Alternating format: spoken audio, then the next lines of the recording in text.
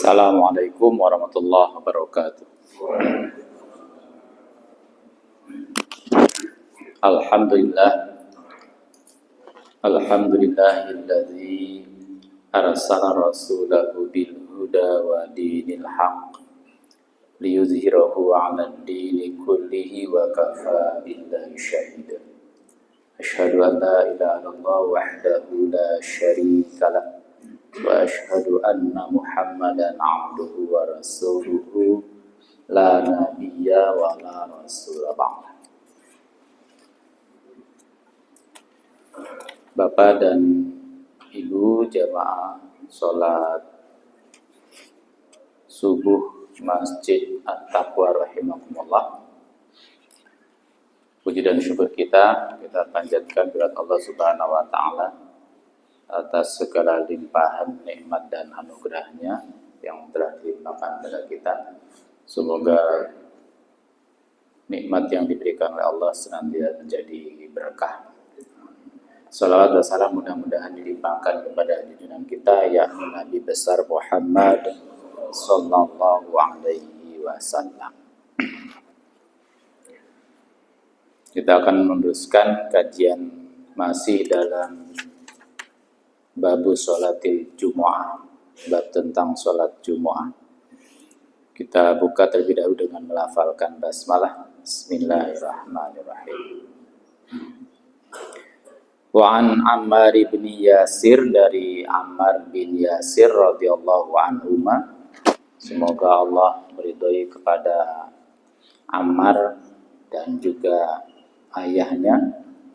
Qala, ia berkata, sami'tu, aku telah mendengar Rasulullah sallallahu alaihi wasallam, Rasulullah sallallahu alaihi wasallam yaqulu, beliau bersabda, inna tula sholatir rajuli, sesungguhnya panjang sholatnya seorang imam, wa qisara khutbatihi, dan pendek khutbahnya seseorang, ma'innatun min fikhihi, merupakan indikator atau petunjuk dari kefakihannya, kefahamannya. Fakih itu ya bisa dimaknai paham, penguasaan terhadap materi atau pengetahuan. Karena di beberapa hadis, mudah-mudahan di sini ada hadisnya, bahwa khutbah itu lebih pendek dibandingkan dengan sholatnya.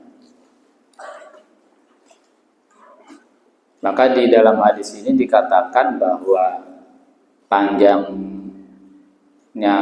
sholat seseorang atau imam, kemudian pendek khutbahnya, itu menunjukkan atau mengindikasikan kefakihannya. Maksudnya dia bisa menyampaikan isi dari khutbah itu dengan bahasa yang efektif, efisien, waktunya tidak panjang, tetapi intinya tersampaikan, bisa dikemas dengan bahasa yang lebih simpel. Memang khutbah itu kan kalau panjang juga ditinggal tidur, makmumnya tidur. Jadi kalau terlalu panjang juga makmumnya tidur. Apalagi kalau masjid-masjid yang di sekitarnya perkantoran, nah, masjidnya ber-AC, dingin, khutbahnya panjang, tidak difahami, tambah ngantuk. Akan tetapi cara memaknai bahwa khutbahnya lebih pendek atau sholat lebih panjang daripada khutbahnya, sepertinya juga tidak mungkin gitu ya. Karena muqaddimah saja sudah berapa menit. Kalau sholat kan sepanjang-panjangnya sholat kita itu ya, kan tidak ada yang sholat Jumat imamnya itu terus baca surat 1 juz itu kan nggak ada. Kalaupun ada juga makmumnya pada pindah masjid tadi. Jadi kalau katakanlah Nabi membaca surah Al-A'la dan surah Al-Ghasyiyah atau surah Qaf dan Al-Jumu'ah misalkan, itu kan paling hanya berapa menit saja. Jadi sesungguhnya secara real itu tidak mungkin sepertinya khutbah itu lebih pendek daripada sholat. Maka saya lebih memaknai kepada persentase aja. Artinya persentase sholat rata-rata itu panjangnya seberapa. Nah Jumat itu bisa lebih panjang misalkan. Walaupun kemudian Nabi dalam beberapa hadis itu menyebutkan surat-surat yang dibaca Nabi dalam khutbah, misalkan seperti Qaf, surat Al-A'la atau Qaf tadi, Al-A'la dengan Al-Ghasyiyah, itu gak terlalu panjang. Jadi kalau itu dibandingkan misalkan panjangnya imam membaca Al-Fatihah dengan surat Al-A'la atau Al-Ghasyiyah, dibandingkan dengan khutbahnya, itu tidak mungkin panjang sholatnya, kecuali kalau sholatnya baca satu ayat diam, terus jadi tambah panjang. Nah sehingga tadi lebih kepada rata-rata saja. Jadi rata-rata khutbah itu ya maksudnya tidak lebih panjang daripada khutbah biasanya misalkan, atau pengajian atau tausiah, dia lebih dipersingkat. Maka kemudian dikuatkan dengan hadis ini. Jadi persentase khutbah yang lebih pendek tetapi menunjukkan kefakihannya itu dia tadi bisa mengemas inti khutbah dengan bahasa yang lebih efektif dan efisien. Ya sekarang khutbah itu kan rata-rata antara 20 menit ya. 20 menit. Yang kalau 30 menit aja sudah terasa lama. Yang 15 menit kayaknya jarang. Ya mungkin ada ya. Tapi antara ya katakanlah 15 sampai 30 menit. Apakah ada sholat Jumat 2 rakaat yang sholatnya itu sampai 15 menit? Kayaknya nggak ada ya. Nggak ada. 5 menit saja sudah selesai, sudah lama. Jadi jadi kita tidak hadis tidak memahami secara tekstual hadis ini. Jadi dipahami seperti rata-rata tadi itu. Jadi kalau tausiah misalkan atau pengajian biasanya 1 jam, ya khutbah itu tidak sampai 1 jam, dikemas sedemikian rupa, misalkan 20 menit, tapi kemudian dengan bahasa yang lebih tadi efektif dan efisien dari sisi waktunya. Walaupun kalau penceramah itu agak sulit juga itu. Penceramah biasanya kan kalau khutbah atau kalau ceramah kan biasanya bisa panjang gitu ya. Karena biasa kadang-kadang bercerita dan sebagainya. Wa an Ummi Hisham binti Harisah, dari Ummi Hisham binti Harisah radhiyallahu anha, qalat, dia berkata, ma akhadtu Qaf wal Qur'anil Majid ila an lisani Rasulillah sallallahu alaihi wasallam, kecuali dari lisannya Rasulullah sallallahu alaihi wasallam, yaqra'uha, yang Rasul membaca surat Qaf itu kulla jumu'atin, setiap Jumat, alal mimbari, di atas mimbar, idza khataban nasa, apabila berkhutbah kepada manusia. Nah, Nabi sering menjelaskan atau membaca surat Qaf wal Qur'anil Majid. Jadi dia dalam setiap Jumatnya Nabi kemudian senantiasa membaca itu. Kalau hadis di riwayat Muslim ini kita manai secara tekstual, tentu kula jumu'atin, dibaca setiap Jumat. Wa an Ibni Abbasin radhiyallahu anhu maqala, ia berkata, qala Rasulullah sallallahu, Rasul bersabda, man takallama, barang siapa yang berbicara yaumal jumu'ati, pada hari Jumat, wal imamu, sedangkan imam saat itu yaktubu, sedang berkhutbah, fahuwa kamatsalil himari, seperti perumpamaan dia seperti himar yahmilu asfaro, yang membawa kitab-kitab. Walladzi yaqulu, dan juga orang yang berkata lahu pada orang lain, ansit, diamlah, laisat lahu jumu'atun, tidak ada baginya Jumat.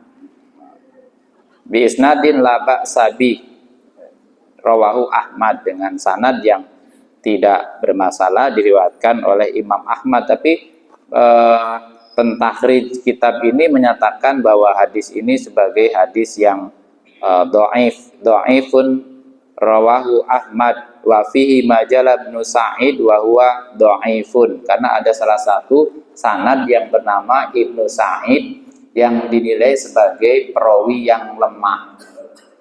Jadi hadis yang menyatakan man takallama yaumal jumu'ati wal imamu yaktubu fahuwa kama salil himari yahmilu asfaro. Walaupun nanti dalam beberapa hadis yang sahih memang diperintahkan mustami ataupun jamaah di hari Jumat mereka tidak melakukan aktivitas yang dapat memalingkan dari konsentrasi untuk mendengarkan khutbah.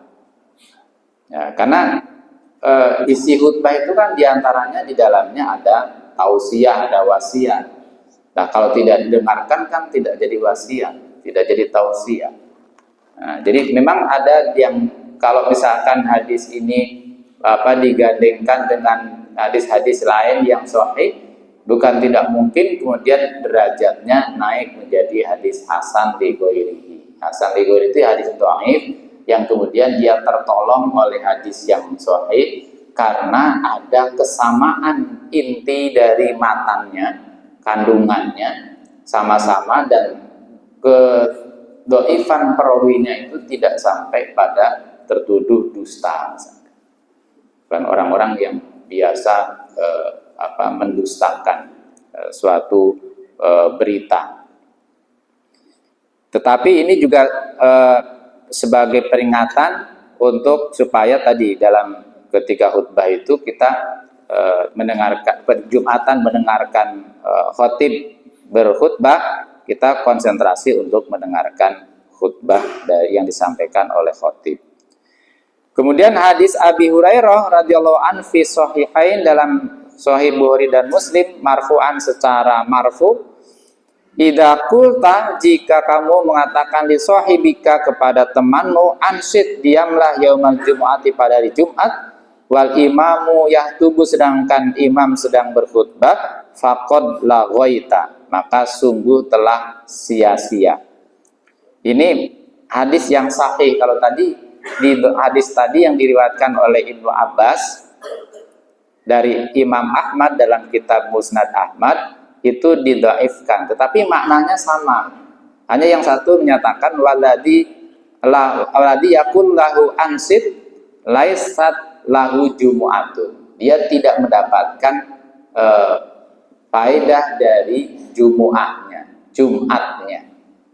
Nah, tetapi dalam hadis yang sahih itu juga seperti menguatkan hadis yang dinyatakan sebagai hadis dhaif tadi.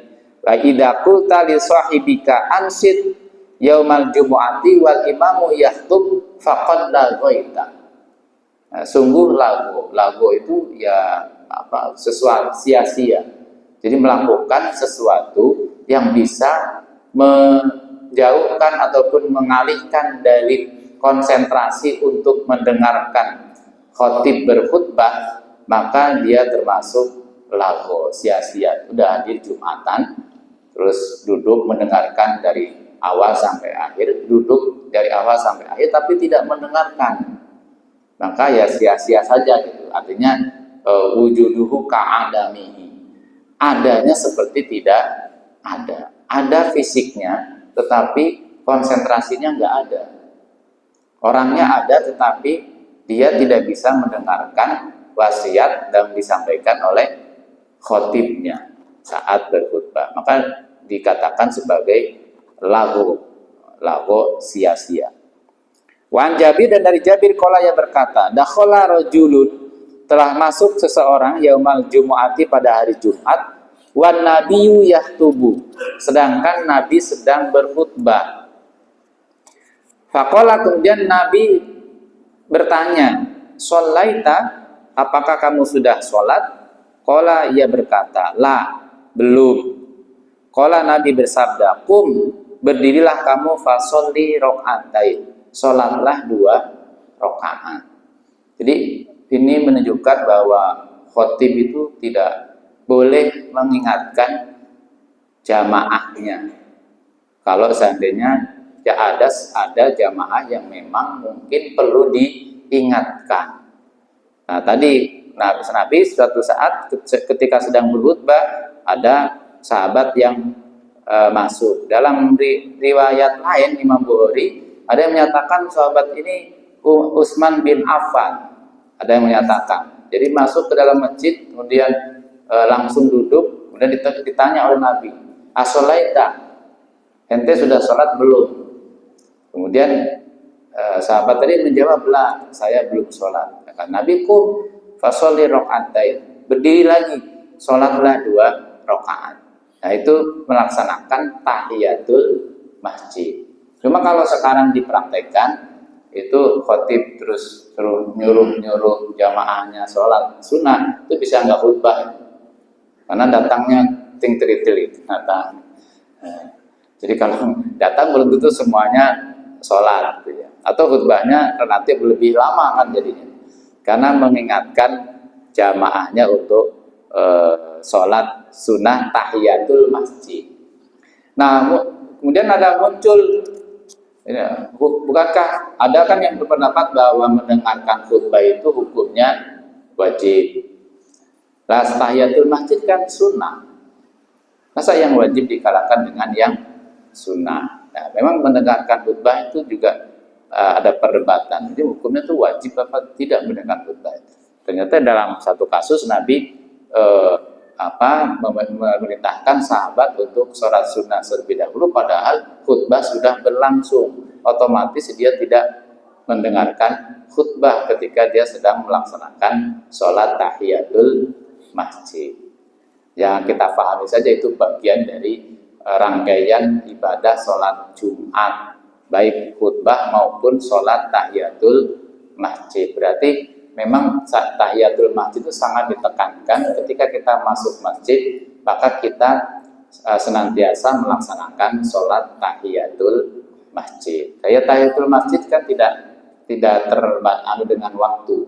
Kapanpun orang masuk masjid, maka dia bisa sholat tahiyatul masjid. Tahiyatul masjid itu artinya, tahiyat itu artinya menghormat. Tahiyatul masjid itu artinya menghormati masjid sebagai tempat ibadah. Kemudian dituntunkan, Rasul menuntunkan untuk sholat 2 rakaat.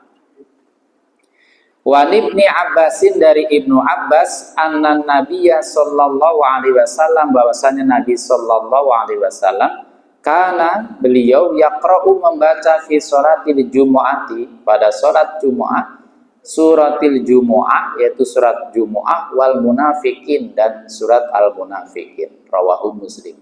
Ya, ini satu riwayat, dan Nabi membaca dalam sholat Jumu'ah itu surah al-Jumu'ah dan surah al-munafikin. Nah, diganti surat Jumu'ah dan al-munafikin. Kemudian dalam riwayat lain, walahu anin Nu'man ibni Bashir, dari Nu'man bin Bashir, karena Nabi kadang-kadang yaqra'u fil aidain, membaca dalam id, salat id, wa fil jumu'ah, dalam salat Jumu'ah, sabbihisma rabbikal a'la, wa hal ataka hadithul ghasyiyah.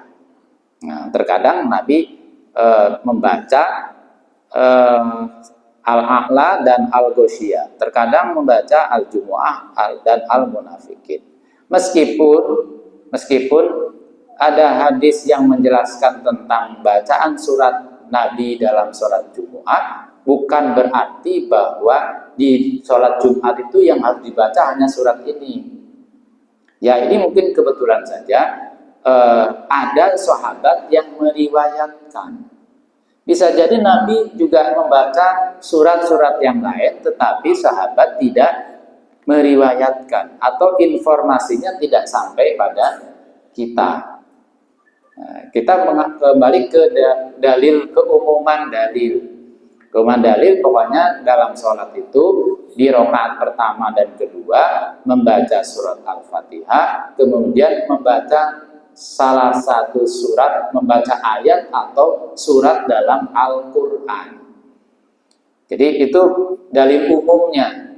Adapun kemudian ada riwayat ini seperti ini, kemudian ulama mayoritas kemudian memasukkan kepada hal yang sunnah. Nah, tetapi tidak ada keharusan kecuali ada indikator atau dalil yang mengharuskan. Selama tidak ada dalil yang mengharuskan, berarti boleh dibaca, boleh tidak, atau boleh membaca surat Al-Jumu'ah dan Al-Munafikin atau Al-A'la Al-Ghasyiyah, boleh juga surat atau ayat lainnya. Itu sudah memenuhi dari rukun dan syarat sholat. Jadi kemudian tidak salah kalau membaca hanya potongan ayat. Termasuk bahkan tadi juga tidak salah juga kalau kemudian bacaannya lebih pendek juga kan. Terkadang kan juga imam membaca surat yang lebih pendek daripada Al-A'la dan Al-Ghasyiyah. Itu juga tidak ada masalah. Meskipun kemudian dalam ada riwayat yang Nabi membaca surat tertentu dalam sholat tertentu, termasuk dalam sholat Jumat.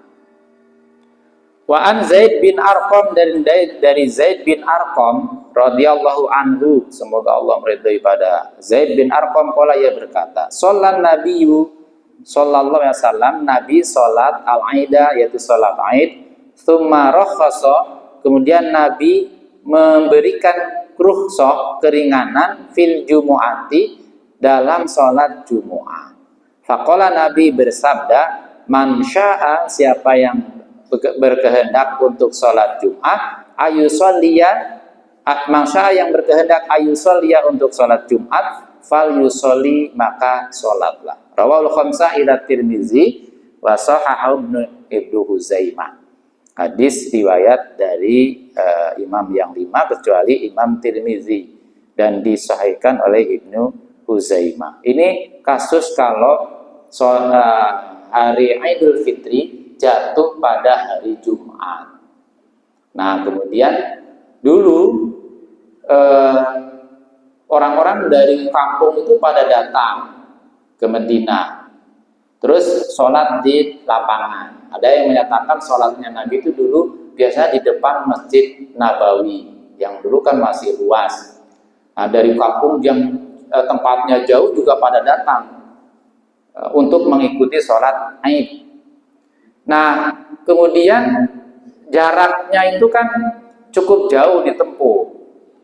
Maka kemudian Nabi membolehkan orang-orang yang jauh tadi itu untuk tidak melaksanakan Jumat dan dicukupkan sholat zuhur, bukan dicukupkan dari Aid terus tidak sholat zuhur, tetapi tidak datang Jumatan, tetapi dia tetap melaksanakan sholat zuhur. Tetapi hadis lain yang sepertinya di sini tidak, sudah tahu disebutkan atau tidak. Kalau tidak disebutkan di sini ada hadis lain, tapi wa nahnu mujammi'un, kata Nabi, tetapi kami tetap Jumatan.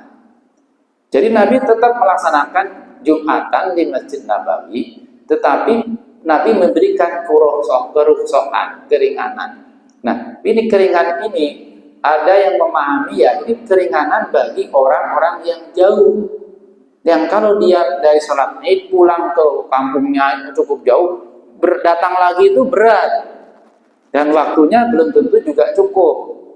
Maka kemudian Nabi memberikan rukhsah, keringanan untuk tidak melaksanakan sholat Jumat, tetapi diganti dengan sholat zuhur di tempatnya masing-masing.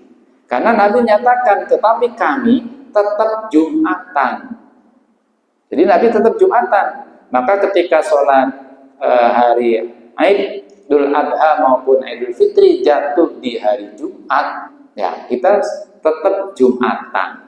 Karena Nabi Jumatan. Walaupun sebagian ulama ada yang menyatakan boleh Jumatan, boleh tidak Jumatan. Tetapi Nabi sendiri tetap Jumatan.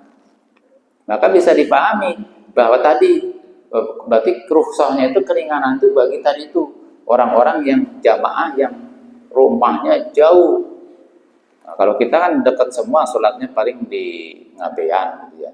Karena Alun Utara sudah nggak bisa dipakai sholat di Ngabean atau di beberapa masjid. Karena sekarang sudah tidak cukup terpusat di dalam si satu tempat. Saya selama di sini juga baru tahun kemarin saya diminta khutbah di daerah Wijilan. Dulu bertahun-tahun tidak pernah, karena tidak pernah mereka melaksanakan sholat Id di tempat masjidnya masing-masing atau di halamannya. Semua terpusat di alun-alun utara. Nah, sekarang alun-alun utaranya sudah dikerangkeng, jadi sudah nggak bisa dipakai sholat Id. Nah, sehingga sekarang karena nggak ada tempat, akhirnya mesti beberapa masjid mengadakan sholat di masjid-masjid sendiri. Dulu tidak pernah terjadi. Nah, sekarang kalau saya di Wijilan mengadakan sholat Id karena tempatnya mungkin tidak ada. Nah, itu cara memahaminya. Jadi walaupun saya sampaikan bahwa ada dua pendapat tadi ya, pendapat yang tetap membolehkan berdasarkan teks hadis ini. Jadi Nabi memberikan rukhsah kepada orang-orang ketika Id jatuh di hari Jumat. Tetapi kalau melihat hadis yang lain, Nabi sendiri tetap melaksanakan Jumat. Meskipun hari Id, Idul Fitri maupun Idul Adha jatuh di hari Jumat. Kemudian hadis berikutnya, wa'an Abi Hurairah, dari Abu Hurairah radhiyallahu anhu qala, ia berkata, qala Rasulullah sallallahu alaihi wasallam, ida sholat, apabila sholat ahadukum salah seorang di antara kamu al-jumu'ata, yaitu sholat Jumat, fal yusolli ba'daha arba'an, maka sholatlah setelahnya 4 rakaat. Memang ada hadis yang menyatakan riwayat Imam Muslim, kalau setelah sholat Jumat maka sholatlah 4 rakaat. Sholat sunnahnya itu 4 rakaat. Nah, terus 4 rakaat itu ada yang berbeda cara memahaminya. 4 rakaat itu langsung 4 rakaat atau 2 rakaat 2 rakaat. Ada yang memahami 4 rakaat ya 4 berdasarkan teksnya 4. Ada yang memahami lagi itu 2 rakaat 2 rakaat. Tapi yang memahami arba'an 4 rakaat secara langsung dimemahami dari teks hadis. Nah, kecuali kalau nanti ada hadis, kalau tidak salah dalam sholat asar, fal yusallim fi kulli rakaatain, ada dan salam dalam setiap 2 rakaat. Nah, tapi perlu dicek apakah tentang kekuatan hadis tersebut. Kalau kuat berarti ya bisa saja kemudian dianalogikan pada itu ya. Meskipun sebagian ulama menyatakan la qiyasa fil ibadah dalam kaidah fikihnya. Tidak ada qiyas dalam ibadah. Tapi pernah saya sampaikan bahwa sepertinya juga ulama juga banyak melakukan qiyas dalam ibadah.